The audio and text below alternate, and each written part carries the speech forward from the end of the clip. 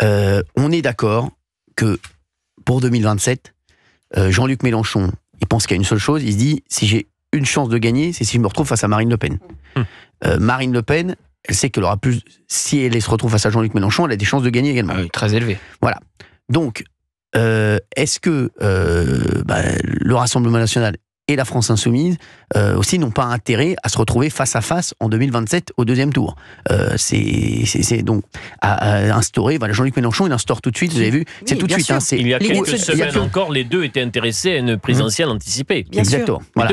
Et Marine Le Pen avait dit aussi d'ailleurs récemment qu'à la fin, ça se terminerait entre elle et Jean-Luc Mélenchon en pariant sur une disparition du bloc central et l'incapacité des anciens partis de gouvernement de gauche et de droite de se reformer. Mais c'est un scénario qui n'est pas impossible, puisque aujourd'hui, moi je vous dis, moi la deuxième place, elle va jouer, je suis sûr, aux alentours de 19-20.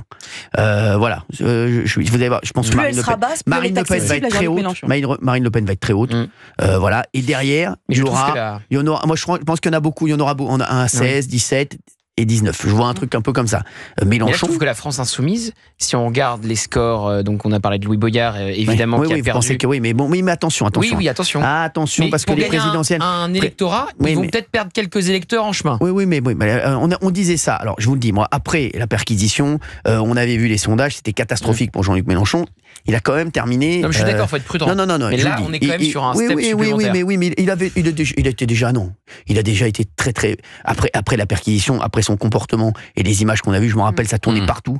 Tout le monde disait Jean-Luc Mélenchon est mort. Je suis désolé. Hein. Et même face aux policiers sur votre plateau, bien sûr, exactement. Tout le monde dit ça. Tout le monde disait ça. Je me rappelle quand il avait fini mon émission, tout le monde avait dit il est mort. Et il a fait 20%. Parce qu'il avait été odieux avec un policier. Cyril Chirac se qualifie et Jean-Marie Le Pen se qualifie pour le second tour. Il est à un peu moins de 17. 16-7, non 16-8. 16-8, voilà, tu vois pas. Donc ça peut se rejouer. Non, mais c'est ce que je vous dis. Je vous dis, moi, je pense pas. Et donc la deuxième place, elle va être... Dans un mouchoir. De toute façon, tout le monde joue la deuxième place. On va pas se mentir. Hein. C'est, voilà. Donc, parce que Marine Le Pen a toutes les chances de terminer en tête au premier tour. Ils jouent tous la deuxième place. Vous croyez quoi? Dominique de Villepin joue la deuxième place. Édouard Philippe, il se dit... Ils attendent tous l'arc républicain du deuxième tour. Ils se disent, même si on passe à 10, à 16, écoutez les mecs, vous savez quoi, on gagnera grâce à... Mais sérieux, mais c'est vrai. Vous croyez quoi, Philippe, on est d'accord. Oui, alors, bon, c'est un peu difficile de faire la politique fiction, parce qu'en fait, combien il y aura de candidats à gauche? Oui, c'est vrai. C'est un paramètre à prendre en compte. Et la même question peut se poser sur le bloc central bien sûr. Et ses à côté. Donc, bon, voilà, c'est difficile de faire la politique fiction. Et après, pour rebondir sur la première question que vous posez, nous, on se pose pas la question en ces termes. Vous savez, moi, ce qui m'a marqué, c'est la première réunion de groupe qu'on avait eue en juillet 2022. On venait d'être élus autour de Marine Le Pen, qui nous avait dit on n'aura qu'une seule boussole dans vos votes, c'est l'intérêt de la France et les Français. Et pour la présidentielle, c'est pareil. Nous, peu importe de savoir si ça sera Mélenchon, si ça sera de Villepin, je ne crois pas trop, Édouard Philippe, etc.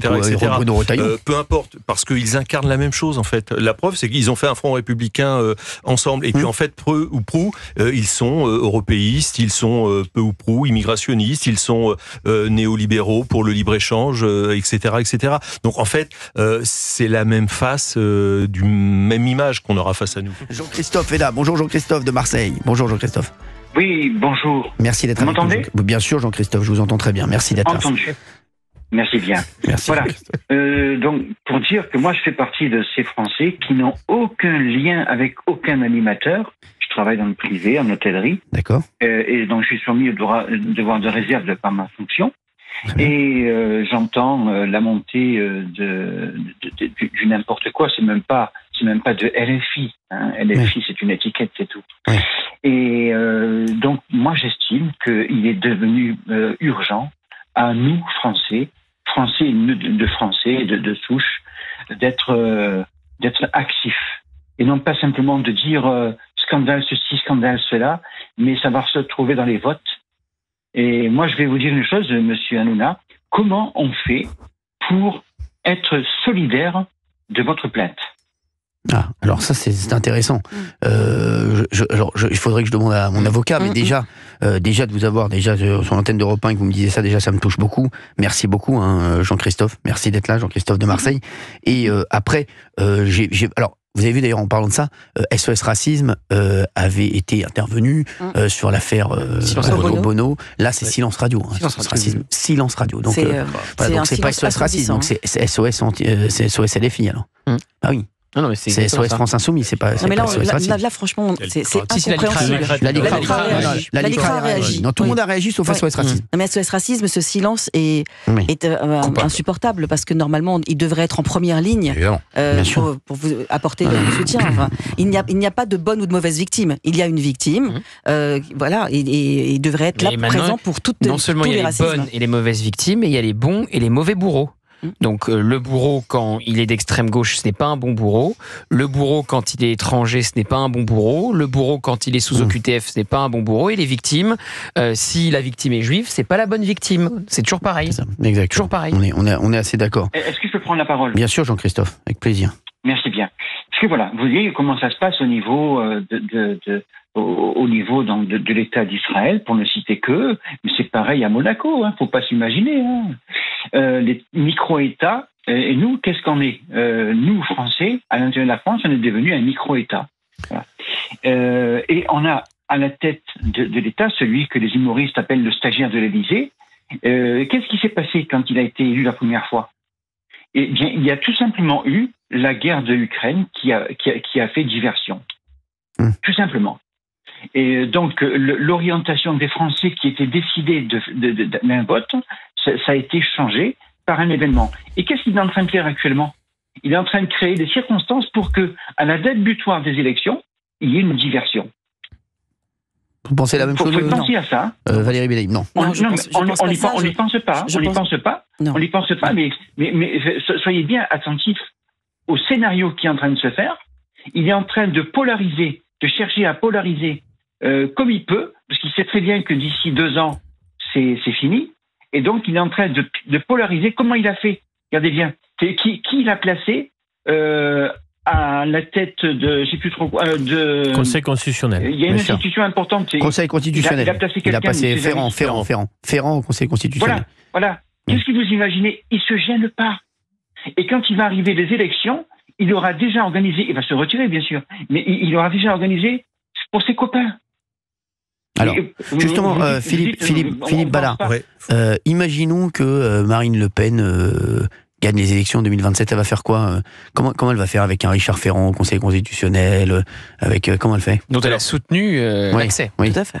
Alors, j'aurais juste répondre c'est Jean-Christophe, le président. Faut pas perdre espoir. Marine Le Pen et Jordan Bardella le rappellent. La France, c'est un grand peuple, c'est un grand pays.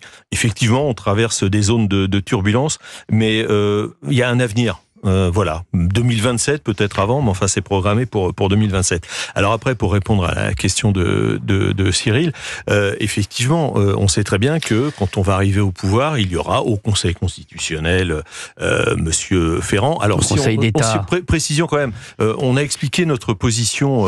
Pourquoi vous avez laissé passer auditionné en commission, on lui a posé des questions extrêmement précises. Est-ce que le Conseil constitutionnel, d'après vous, Monsieur Ferrand, doit se transformer en une sorte d'Assemblée nationale bis qui peut passer des lois, parce qu'il y a le Conseil constitutionnel, par exemple, sur l'assistance juridictionnelle, a fait passer un texte de loi, mais sans en avoir les compétences juridiques. Et vous pensez que vous allez pas vous répondre oui, mais devant les députés. Oui, non, mais d'accord. Alors après, effectivement, il y a les paroles et les actes. Comme quand un meuf elle demande si c'est moi qui ai mangé les cornflakes. Il faut pas se bercer d'illusions. Si sa candidature avait été retoquée, il y avait Madame Taubira, par exemple, et puis d'autres. Taubira n'a pas circulé. Marine Le Pen a même dit ça aurait été peut-être Aya Nakamura. Il y avait quand même peu de chance. Elle l'a redit ce matin sur Europe 1 et CNews. Donc, et Marine Le Pen l'a redit ce matin. En politique, des fois, on prend le moins pire. Ah oui, c'est ça. Voilà. C'est comme moi avec les chroniqueurs. Je peux sa responsabilité, je peux trouver la réponse. Donc oui, on a pris le moins pire, mais on sait très bien qu'on va être confronté. On parlait de la magistrature tout à l'heure.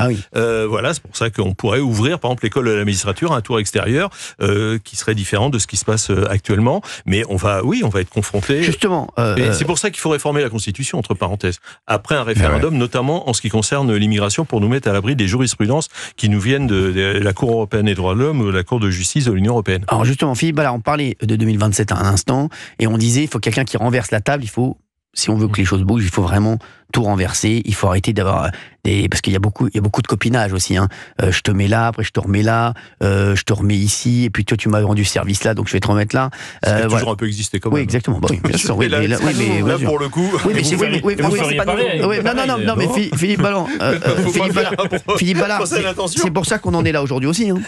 Pour ça qu'on en est là aujourd'hui aussi. Parce que absolument, vous avez entièrement raison. C'est que ça a toujours été ça. Ils sont interchangeables. Donc voilà, c'est ce que je disais tout à l'heure. Que ce soit en politique ou que ce soit dans la façon de faire, ils sont de gauche, de droite, du centre. C'est eux qui ont planté le pays depuis 45 ans. Ils font l'ENA et puis ils sortent, ils disent où il y a plus de place, où j'ai plus de chances de faire. Tiens, là en ce moment il n'y a pas beaucoup de monde à gauche. Tiens, je vais aller à gauche. Je vais dire que je suis de gauche ou bien, mais c'est les mecs. Je te le dis, ça se passe comme ça. Donc non, mais juste vous, est-ce que y a pas mal de gens qui disent aussi oui, aujourd'hui le Rassemblement national c'est normalisé, voilà, c'est rentrer dans le rang. Est-ce que vous avez ce sentiment-là? Est-ce que vous pensez que c'est bien pour aller au bout en 2027? Est-ce que cette stratégie est la bonne? On s'apprête à gouverner le pays, donc on peut pas faire ça comme des fous furieux, comme le fait LFI. Faut prendre en compte certaines réalités. Après, il suffit de regarder le programme de la présidentielle de 2022 ou celui des législatives de 2024. Où oui, par rapport à ce qui a été fait jusqu'à présent, on va renverser la table en matière de sécurité, en matière de politique migratoire, en matière économique, en matière de relations internationales, en matière de relations avec l'Union européenne qui se comporte de plus en plus comme une sorte de prédateur qui veut réduire la France à une région et Paris à une préfecture. Donc oui, mais on le fera évidemment en respectant toutes les règles édictées par la Constitution, tout le droit. Et bien sûr, on croit à l'état de droit, à condition que le droit protège l'honnête citoyen. Comment définir aujourd'hui votre programme économique? Ce n'est pas un programme libéral. Et tout le monde dit que le programme du Rassemblement national, c'est le même que la LFI. Non? Ah oui, alors là, il y a... Économiquement, c'est un programme ceux qui disent ça, ils l'ont pas lu. Hein, mais économiquement. Il y a une phrase de Marine Le Pen récemment qui a dit non, on va pas supprimer des postes de fonctionnaires, ça c'est un truc de droite. Donc ça veut bien dire qu'elle n'est pas de droite. Oui, mais vous savez que dans notre programme, par exemple, il y a la suppression d'un tas de paquets d'agences. Vous avez lu le rapport de la Cour des comptes là sur les CESE, les conseils économiques, sociaux, environnementaux. Non, mais c'est un gouffre financier. Bien sûr. On le supprime. Mais pardon, mais voilà, là on y va, on taille dedans. Après, vous dites tout ça, on va tailler dedans. Ça, on a reçu Laurent Wauquiez ici, il a dit on va tailler dedans aussi, etc. En quoi ça serait différent? La différence entre eux et nous, c'est que nous on n'a jamais été au pouvoir, eux ils y ont été. Vous parlez de Laurent Wauquiez, le groupe LR. Moi je vais vous donner un exemple très précis sur le droit du sol. C'était la niche LR d'ailleurs, sur Mayotte. Donc, il y a un amendement qui est déposé par Éric Ciotti, notre allié UDR, et qui propose de supprimer le droit du sol à Mayotte. Quand on entend M. Retailleau, on se dit ils sont plutôt raccords. Qu'a fait le groupe LR? Ils sont abstenus. Voilà, c'est ça LR. C'est pour ça que ces gens-là, ils ont perdu toute crédibilité. Alors, on peut au moins nous porter crédit que nous n'avons jamais été au pouvoir. Et en matière économique, parce que moi j'ai été journaliste économique, donc j'ai une appétence pour ça. Il faut prendre des exemples concrets. Par exemple, on est pour la priorité nationale dans la commande publique. On est pour sortir l'agriculture des accords de libre-échange. Là, c'est l'Union européenne qui négocie tous les accords de libre-échange. On n'a plus la main. Sur le Mercosur, on vient de signer un accord avec la Nouvelle-Zélande pour importer des agneaux et du lait. Alors évidemment, congelé et puis le lait en poudre. Mais on n'a pas de lait en France. On n'a pas d'agneaux, on n'a pas de moutons. Enfin, on marche sur la tête, pardon, pour reprendre l'expression. Mais sur l'économie, non, on est patriote et souverainiste. Voilà.